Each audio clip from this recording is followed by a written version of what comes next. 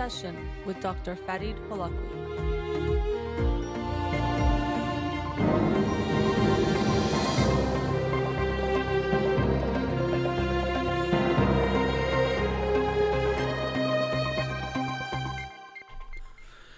Good evening. Welcome to In Session. I'm your host, Dr. Farid Holakouee, and I'll be with you for the next hour here on Radio Hamra. You can follow me on Twitter or Instagram or like my page on Facebook to get updates on the show or suggest topics or books for the program. And the shows are uploaded at the end of each week to my SoundCloud page and podcast on Spotify and Apple Podcasts. Let's get to the books of the week. The book of the week for this week that I'll talk about on next Monday's show is The War of Art by Steven Pressfield. The War of Art, Break Through the Blocks and Win Your Creative Battles. And this is a pretty well-known book on, as the book title says, about how to overcome your own blocks when it comes to being creative and artistic. As you'll hear me say often, this book was recommended to me by my brother Parham. He had read it recently, and I'd heard a lot about it, so I'm glad to have the opportunity now to read it. So, The War of Art by Steven Pressfield. Let's get to the book of the week from last week that I will talk about tonight. It is The Sweet Spot, The Pleasures of Suffering and the Search for Meaning by Paul Bloom. This was a book I'd seen Paul Bloom's other book, where I'd read his book Against Empathy and liked that book, and so I definitely wanted to read this when I saw he had a new one coming out, especially because it aligns with a lot of my own thinking when we look at people trying to figure out what's the best life to live. How should we live our lives? Lots of different theories come up. People have different ideas. And one thought that comes to my mind is when we try to find the way to live the best life, we often are looking for a recipe that's going to be true for everyone. And I think it's important to think about the principles, think about the themes and the concepts that are important. But I'm reminded of Viktor Frankl's statement, or what he says, we often ask, what's the meaning of life? As if we're asking life to tell us what is the meaning. And he says it's actually a question that life asks of us and asks of each of us individually. So there isn't one meaning of life, but it's trying to find a meaningful life. Now, to begin with, you might even ask, well, what is a good life? And when we think of a good life, we might think of just being happy, feeling pleasant, feeling good, having joy. And that can be part of it, and even it depends on how we define those things. If we just think of feeling good in the moment, a joy or pleasure, then we could be going towards what might be considered a hedonistic type of a life, where just do whatever feels good in the moment. Seek the most pleasurable activities and things that you can do. And some of that can be good, but what might be more of a fulfilling type of life, or if we think of happiness in a different way, a longer term type of a thing, then we go towards things like contentment, meaning, feeling good about the life that you've lived, which to me is the better approach. Now, this isn't binary. It's not that it's either pleasure or meaning. A meaningful life will also include a lot of pleasure and joy, of course, but it's not going to be what determines the next thing you do. And that's what I think is important, is that there's not going to be one set recipe for each of us, but it's important for us to think about the type of life we want to live. What do we want to be the guiding principles, the guiding values, the things that help us make the decisions of what we're going to do next, or what we'd like to do in the grander scheme of our lives. And this is where we do have to think about what's the recipe we are looking for ourselves. And the reason why I like this book, or even just the title of The Pleasures of Suffering and the search for meaning is that it has that word suffering, and that comes up throughout the book a lot, is that if you just think it's about pleasure and joy, feeling good in the moment, then in any given moment, you're going to just do what feels better of the variety of choices you do, or the best out of the variety of choices that you can have, which means you're always going to choose pleasure, but you're also always going to choose comfort and the easier route. And that's why actually I think we should not go on just that path, and we don't want our driver to just be what feels good or less bad in the moment, because as we get through our lives, we'll see that the things that tend to make us feel good long term are not just the instant pleasures of life.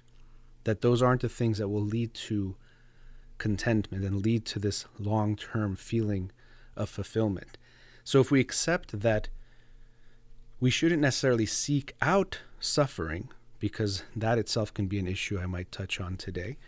We shouldn't just seek out, well, if it hurts, that means it has to be good, but that we don't want to shy away from suffering, or that we recognize that some of the meaningful and the most meaningful things in life will involve pain. Then it'll allow us to make different decisions about what to do next. So let's just say, in a simplified view of things, you're in a relationship, and this is something I bring up often. You can have a difficult conversation that can lead to things being closer, emotionally more intimate, potentially resolving an issue, or you can choose to avoid having that conversation. Now, in that moment, if you just choose whatever feels better, you're almost always going to choose not to have the conversation, because that will almost always not feel as good as having a difficult conversation. But if we recognize that to have a good, meaningful relationship, I need to have these uncomfortable conversations, we will face that, and we might go into that and make that decision of choosing the less pleasurable thing in the moment. So I think that's very important to keep in mind when we look at these types of decisions that we're making to choose our lives. Now, when we have these philosophical discussions that I'll get into in the book, or in discussing the book, they're often very difficult to have because we imagine certain things, which is good. We have these thought experiments, or we try to think of what life would look like this way or that way. But there's a lot of imagining happening. And sometimes when we do that imagining, we don't realize the things that we take for granted in those imaginations, or the assumptions that are at place. For example, if someone says, would you rather be yourself or this dog over there? And sometimes people think, oh, being a dog is so nice. You don't have to worry about the things I worry about, like taxes and work and this and that. It must be so nice to be a dog. But what you're really doing is you're imagining you yourself now being that dog with all the mental faculties that you have, and now you're the dog. But we don't really know exactly what it's like to be a dog, the qualia, if you some of the terms that is used in consciousness about something like this. So we don't know what it's actually like to be the dog, but we're pretty sure the dog doesn't think the way that you do. So the dog doesn't walk around thinking, oh, it's so nice to not have to pay taxes and not have to worry about, family issues that humans deal with. The dog is just being a dog. And so when we try to imagine certain things, that if I was this person, if I was that person, we have to recognize the limitations in that type of thinking. I think it's good to think about and to explore, but sometimes when I read a book like this or hear people's arguments, I think it's limiting if we don't think about the limits of the conversation or what we're talking about. So if we imagine if you could just be happy all the time. Or, he shares Daniel Gilbert's research. Imagine if you're just swimming in a pool and it always feels good. Isn't that a good life? But is that really possible? I mean, I don't know if it is. He talks about Daniel Gilbert's argument that, well, let's say you're doing something that feels good most of the time, and then some of the time you feel like your life is empty. Well, wouldn't that be a good life? Wouldn't you want that if 23 hours a day you feel good and 1 hour a day you feel bad? But there's a lot of assumptions there. If your life is empty, can you enjoy just swimming in the pool? Maybe for some of the time, but I think most humans won't actually enjoy that. Or if it's just about pleasure and you could feel good no matter what, if you just found out your loved one died, can you go swim in the pool and feel good? Probably not. You're going to feel bad for some time. So I think it's hard to have some of these arguments, and even right now I've simplified them, but just something to keep in mind when we think of this is the good life, this is the right life, that we're very limited because we're doing a lot of speculating in trying to understand that. We can try to have some research that looks at what types of things give people meaning, make them feel fulfilled. That can be very helpful. And I also think it could be good to think of what type of a life do I want to live? What do I want to be the driving forces in how I live my life? And to me, looking at meaning is something that would lead to a better life, or the type of life I would like to live, and I would encourage others to live as well. And here I'm reminded of Soren Kierkegaard's quote of, "Life can only be understood backwards but must be lived forward." I might not be giving a direct quote there. And I think that's one of the challenges of life, that yes, if you're 80 years old and then you might say, oh, I wish I'd lived my life this way. If I could go back, maybe I would do it differently. But obviously you can't. And I think that's why it can be nice for us to learn from one another, from each other's experiences, from the experiences of people who have lived a long life to share. And at the same time, realize that just because they went through that doesn't mean you would also, but there might be some general principles that you can learn from them. So the book gets into lots of aspects of pain and suffering in different areas, some of them more smaller scale. I think there's a chapter called Benign Masochism. So, this makes you think of, why do people like horror movies? Why do they like scary movies? And sometimes people think, well, the people that like scary movies don't get as afraid as the people that don't. And it actually doesn't seem to be true. What actually makes it fun for them is they get so scared. And so he explores some arguments or reasons why that might be. And I think it is interesting to think about that. Why would we intentionally want to feel something that we think is aversive? Sometimes it's because we feel it in a way that also still feels safe, I think. So you feel the terror and you might get lost in the movie for a bit, but you also can still step back and realize it's not real enough that you can still feel okay.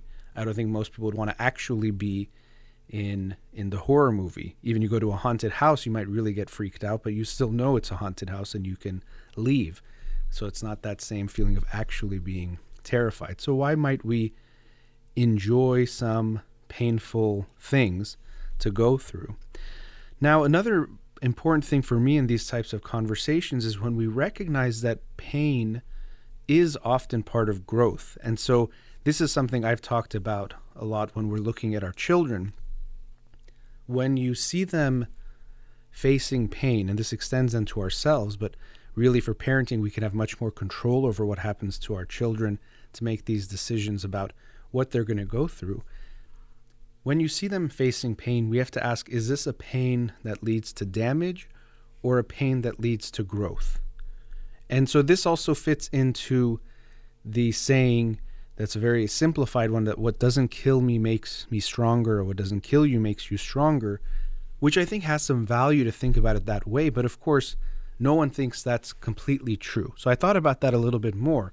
For example, if someone gets into a bad accident, I tell you this person got in an accident, they didn't die, but they're severely brain damaged to the point where they're essentially a vegetable. I don't think most people would say this person got stronger, right? You wouldn't say it didn't kill them, it made them stronger. And it's probably because parts of their brain got damaged, and it's basically a permanent damage, not just temporary damage. Because you might say in your body, when you exercise, sometimes there's a temporary damage, if you consider it that leads to growth. I guess it depends on how you define those terms. But so here, to me, when I hear if it doesn't kill you, it makes you stronger, I think it's important to look at, well, in what ways? Or if someone goes through a trauma, not everyone will experience PTSD. We got to have George Bonanno on the show to talk about that and how most people actually don't. But if someone is severely traumatized to the point where they're having significant symptoms, which we would actually even say if it's PTSD, it's significantly interfering with their lives, it would be hard to say it made them stronger. Maybe at some point down the line it would. But at this point, it seems unlikely that it did. But taking a step back to what I was saying, we're looking at, does this pain lead to damage, which is harmful short-term and long-term, or does it lead to growth, which might feel bad short-term, but lead to something better long-term? And so with our kids, it's important to think about that, but important for our own lives as well. Is what I'm doing that's maybe going to hurt, is it going to lead towards growth, so I should go towards it if that's what I want to do in my life and how I want to live my life? Or should I avoid it because it's actually damaging me? Usually it's not so black and white. We don't always know. You can be in a relationship that's toxic, and so you could think, well, is this where I need to work harder on the relationship so I should stay in it? Or is it actually damaging me? It's just toxic, which is a good way of looking at it in this framework, which is poisonous. So it's just causing me damage and I should walk away. It's not always going to be so black and white, but that's one good thing for us to think about in making those kinds of decisions. So I'll continue the discussion on this theme from the book, The Sweet Spot by Paul Bloom after the break, and also get into some, when we look at unchosen suffering, and when people think, well, was it just meant to be? And I'll get into that a bit too. We'll be right back. Welcome back. Continuing the discussion on the book, The Sweet Spot by Paul Bloom. And so it brings up a lot of these themes about suffering, pain, meaning. What does it even mean to live a meaningful life? And what should we really be going for in our lives? Because I think it's important for us to think about that now or at any given time, because you will get to a point where you can't, obviously, we can never go back, but you might get to a point where you regret the way you've been living your life. And so I don't think there's one set recipe for everyone, but I do think it's worth thinking about quite seriously about what is it that's guiding your life? What are you striving towards? What are the values that you are choosing to live your life by, so that you're more likely to be content and feel fulfilled in your life? And he actually quotes some books on meaning. One of them I really like, The Power of Meaning by Emily Esfahani Smith, where she talks about some of the things that give meaning to life. And when you ask people what their lives were like and what gave them meaning, you tend to get certain similar answers, but things like relationships tend to be a big part of it. Do you feel close to others? Do you feel connected to others? Also things like giving to others in some way, being part of something bigger than yourself also, and storytelling or having a narrative of your life. These kinds of things can give one meaning. Again, I don't think it's one thing that makes a life meaningful, but it's something worth looking at. What is it that I'm trying to create in my life? And I think it's because we're going to look back at our lives, or at any given moment, you have the sense of, what has my life been like? How good do I feel about it? Now, some of this is we compare to others, life satisfaction, or we look at people around us, and I think it's impossible for it not to have some degree of that. Even what we look at our lives, or how we look at our lives, is going to be influenced by society. What society tells us is good and bad. Not to say it's purely that. I think there's some level of morality that is innate. It's not purely from the outside.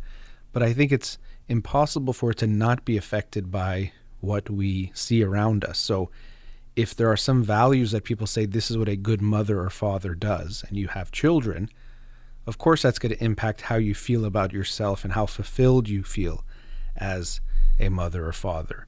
You could say, well, I don't want to care about the judgments of others or comparisons. And yes, you would hope you compare that just to your own potential of what you could have been. But I think it's impossible for it not to be affected by parenting, let's say, techniques of the time. So right now, for most people, if you were to hit your children, you would likely feel guilt or regret about that afterwards, hopefully even during, but let's say afterwards if you reflected on your experience as a parent. 200 years ago, or in certain societies, it might not have been that way. So if you look back at your parenting, you'd have said, I did a good job, or I was a good parent, or at least that aspect of it wouldn't be seen negatively. So, of course, the ways that we value things, the ways that we think of it as good or bad, always has at least some influence by culture, society, the historical context of when you are living. That's going to help you, or is going to have an impact on what you look at as good or bad. But I always have felt that happiness is overrated in the sense of happiness in a given moment, and really we should seek more of a meaningful life. So this is important because you see it in a lot of experiences where people will say, oh, well, you don't like that, stop it. Or this doesn't make you feel good, don't do it. And this is why I say it a lot for parents, because I see it happens with how parents treat their kids, where they say, oh, my kid's not liking this, let me stop them from doing that. This doesn't feel good, let's stop. Oh, they're having an issue with the teacher, let's switch the class. Rather than recognizing that a lot of those are actually opportunities for growth that will help your child live a more meaningful life. So we can do the hedonistic, pleasure-seeking, pain-avoidant type of decision-making for ourselves, but often as parents, you can make big decisions. So with that student, I was saying your child has a issue with their teacher. You can either say, okay, let's talk with the teacher. Let's help our child see if they can actually work through this issue. And if so, they'll actually grow from it. And again, here, it depends on what that teacher is doing. If they're being abusive, that might be pain that's damage, and you will need to remove your child and report it to the school and talk about what's going on. But if it's just a disagreement, or if it's just uncomfortable, that's a discomfort that I would hope you encourage your child to actually face and embrace, to grow from it. And similarly, we need to do that ourselves. And often the things that do give life meaning have some suffering in them or some pain. Parenting is one that comes up a lot, and he talked about throughout the book that to be a parent, there's a lot of pain and stress and anxiety that comes up with it. Now, people often will look back on their experience as parents and they say it's the most meaningful thing of their life. And I think parenting is a great example of these themes. But during it, there were sleepless nights, stress, constant worry that they were going through. It's not that it was a pleasant thing. And he quotes Zadie Smith, who's written White Teeth, amongst many other things. But she wrote once, "It hurts just as much as it is worth." And I think that very succinctly captures this theme that often the things that really matter hurt. Or also, this is very true with relationships. It hurts as much as you love or felt love or connected to that person. And so I think it was in the Irvin Yalom book from earlier this year with his wife Marilyn, where grief is the price we pay for love, or something to that degree, which I think is very true. That if you have relationships that are meaningful and close and loving, they feel so good, and that's nice, but that also means when you lose them, they hurt just as much, just as deeply. Or the hurt is going to be commensurate or equal to how much you loved that person. That's why it can be so painful. And I think that's very true.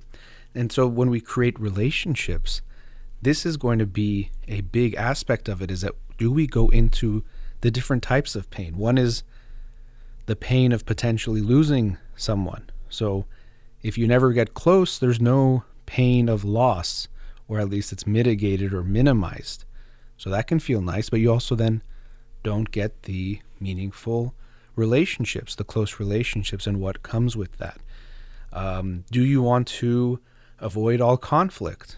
Well, you can have a relationship that's not very close, or you can have a robot boyfriend or girlfriend. Now, I mentioned this last week on the show. I introduced a term, distant gratification, on Wednesday's show last week.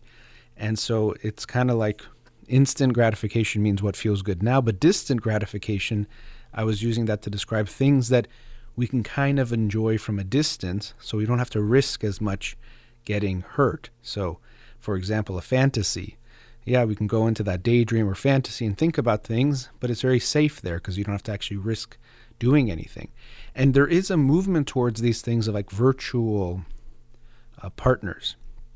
And really there are things like robot girlfriends. I think it's more girlfriends from what I know, but robot girlfriends or boyfriends are things that people seek out in a way that they can have a relationship. It still is a relationship. I think you can relate to anything, even inanimate objects. So you could relate to this and have a relationship. But if we really think of why people are seeking it out and why they even sometimes you'll hear people say, oh, it's so nice to have a girlfriend, boyfriend, husband, wife that you never have to have fights with, or never nags you, or never is in a bad mood, is always happy, always wants to please you and make you feel good. And there's some appeal to this, that it feels nice, that someone is, or this being is always there to serve you, never negative, always positive. But it's also very lacking in meaning. You're not going to feel that closeness that you can have with someone where it is real and can be unpredictable. Sometimes it does hurt. You do have to navigate between trying to understand how they're feeling, how you're feeling, needs for closeness and space, and all bunch of other things that come with having a intimate romantic relationship. But again, if we go back to what I was talking about in the previous segment, if your only guide is what feels good or less bad in the moment, then yeah, the robot boyfriend or girlfriend would be perfect. They'll never bother you. They'll never make you feel bad.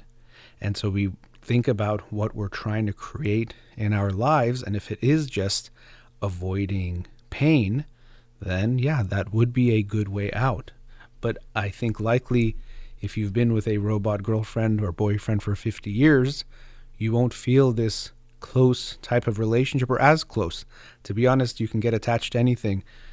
Tom Hanks in the movie Castaway, we saw how attached he got to his friend Wilson, the volleyball, and I really think there's something there. When you're alone, you can relate to anything.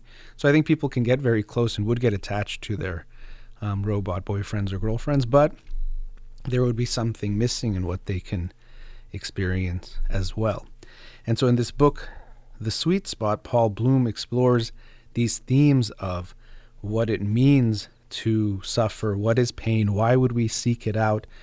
I think pain, usually when something is worthwhile, it does hurt. But I think sometimes, and he talks about that in the book, we can be misled by that because you think, well, if something is hurting, it must be good. Or if we make it more painful or difficult, that makes it good. So, I was imagining if you heard the story of someone and a doctor, and she would travel through this village, and it was very hard to get to the children in this village, and she would have to go several hours to get there and then help these kids. You probably would feel like, wow, that's very meaningful, and you would really admire her for that. And so someone hearing that might be, let's say, helping kids at a clinic across the street, but now to make it feel like it's equal, they make it harder to get there. So they roll themselves there over nails, or I don't know, something that makes it painful. And so it could seem like, well, if it's hurting more, then what they're doing is more meaningful. But I think that type of suffering that isn't part of actually doing the thing, and you're just adding to it, making it more painful, I don't think that has the same value. So oftentimes we have feelings about things and they're good, but they can mislead us too. So just thinking, well, if it hurts, it must mean something good, or someone shows us that it hurts, that must mean that they did something good or it's more valuable. That can mislead us. And people do this. You think about if you're giving a gift or if you're doing something, you want to show that it costs you more in some way. And then even with that, of course, you want to show that it costs more without advertising it. So if there's some indirect way, even better, because we know if we advertise it, that comes off a certain way. And so here we see the ways that it's kind of like an arms race when we're trying to express things but not get caught that we're trying to express things. I want to show I'm a good person, but I know if I tell you I want you to think I'm a good person, that won't make you think I'm a good person. So I have to do it in a way that you don't realize I'm doing it anyway. So we see this happening with the ways we show effort or suffering, because we know if someone suffered to do something, it makes us think it was more noble, it was better in some way. And so people have taken this theme and say, well, if I hurt myself, that shows my love. And you see this in different, even religious types of ceremonies and things, that sometimes adding a pain could be a way of showing your love for God, or love for the religion or the community in some way. And sometimes we see this even things like hazing, where you pay a cost to be part of a group. That can be a little bit different because you actually pay the cost to be part of the group, and it's your way of showing that you actually really want to be in the group. You're not just saying you want to be part of it. So the book really is fascinating in exploring these different aspects of not just pain and suffering, but what does that mean? Why would we seek it out? Some arguments, a lot of them, and he says it's not that there's a clear answer, but it's just exploring different perspectives, and he shares different people's arguments on different things. Another theme throughout the book is something called motivational pluralism, which means that we want many things, so we have a motivation for many things. And I think that's a very good concept to keep in mind. And I actually think one of the hardest things of life is that this motivational pluralism, that we want different things. We have various needs, various wants, and they sometimes align well, sometimes they conflict. Or also there's really just finite time and finite resources to pursue different things. So you want to feel joy and feel good, but you also want to create things that are meaningful that can hurt. Or you want to pursue one need of, let's say, thirst, but then something else comes up at the same time.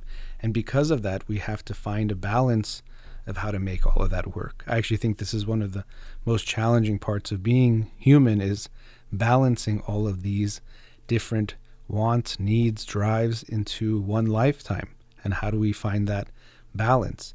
And I think it's a balance that we are constantly striking. I've used the analogy of a tightrope in various ways. You have to keep refining that balance. It's not something you just find a set point and you're set for life. But I think a book like this, The Sweet Spot, which makes you think about what type of life you're living, what type of life you want to have, how are the ways you want to measure the way you look at your life, can be a good starting point to make you contemplate some of those things for yourself, to find your recipe for what a meaningful life will be. All right, let's go into our last commercial break. Welcome back. So, concluding some thoughts on the book, The Sweet Spot by Paul Bloom, and I wanted to go off on a tangent, one that he brings up, about suffering, and how really, actually, when you think about it, life involves suffering. You're going to suffer or hurt in some ways. So really what we want to do is choose the right kind of suffering, choose the right kind of pain, because it's going to be there whether you want it or not. It's part of living. It's part of life. But he does make this distinction, which is an important one, between chosen suffering and unchosen suffering, meaning that if you decide to climb Mount Everest and suffer in that way, that's very different from if you lose a loved one in a car accident that you didn't obviously choose in any way.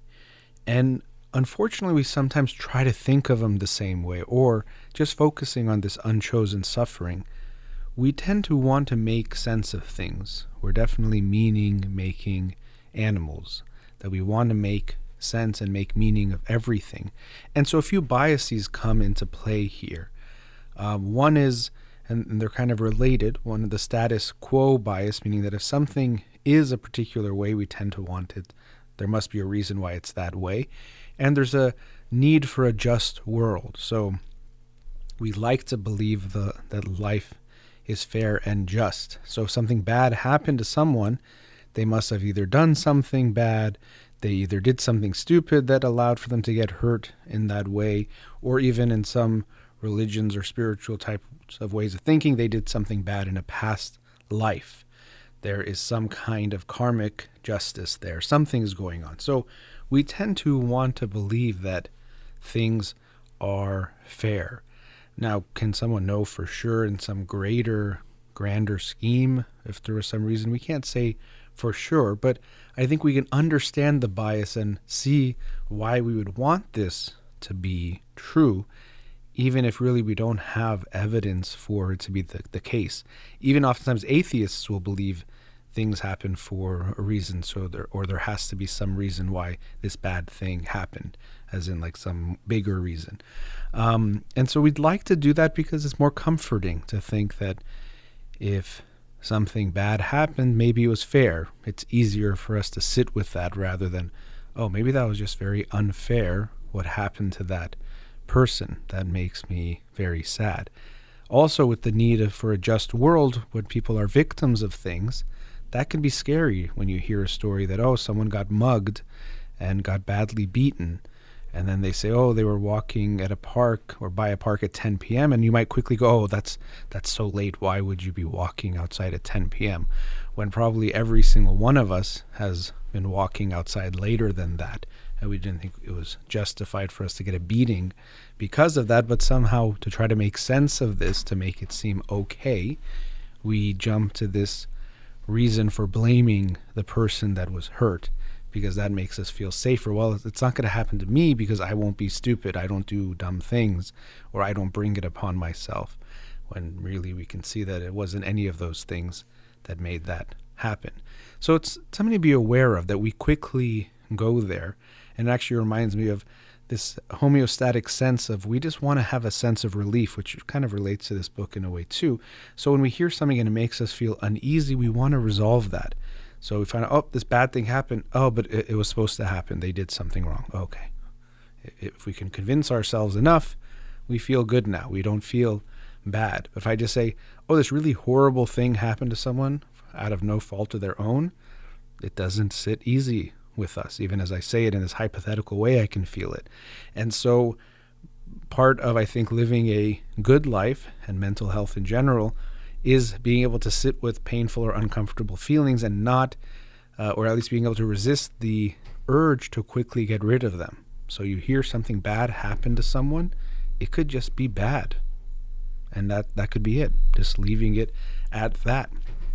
And this also plays out in how people, of course, if it's someone they don't know, but people they know, well, something bad happened, and people will do all sorts of incredible mental gymnastics to find a reason why maybe it was okay. Maybe you've even heard some of these crazy things, like someone's family member dies. I've even heard this in Iranian families or Iranian culture, things like, well, maybe they were going to do something really bad in their life and now they're gone. They won't be able to do it.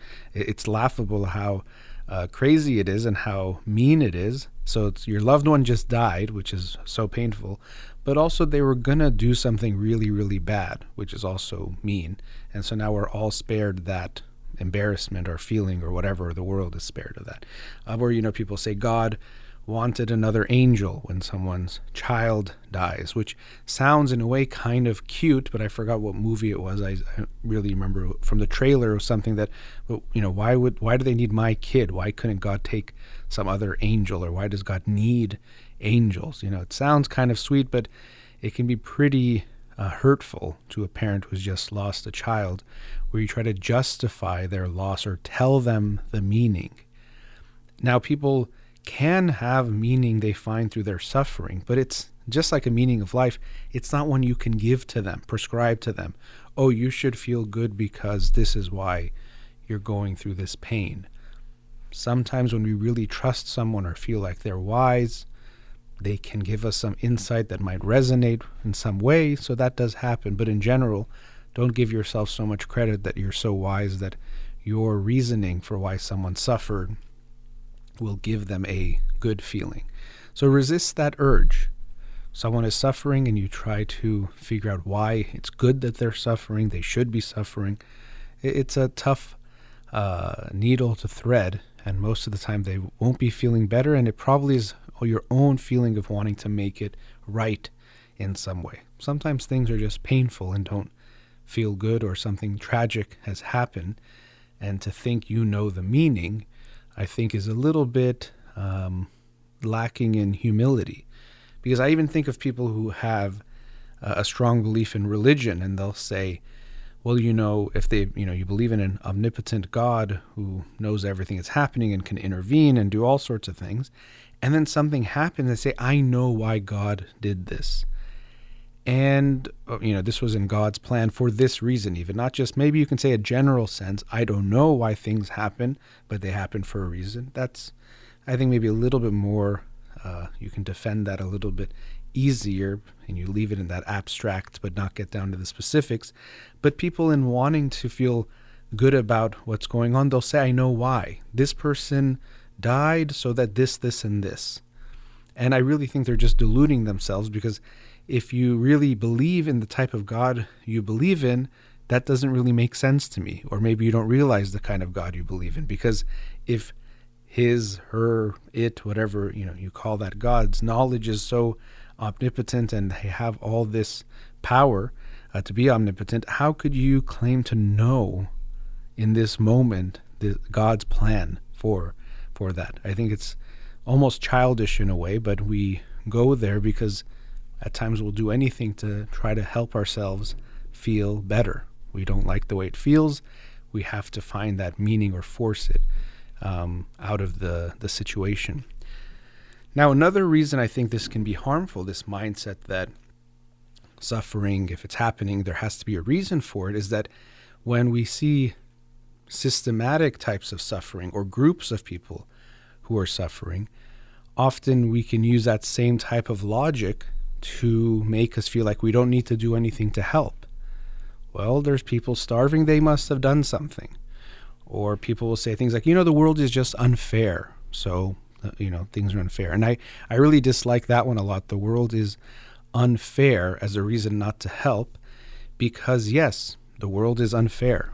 Actually, I think that's a good place to start, because it actually takes away that everything is just fair and just. So the world is unfair.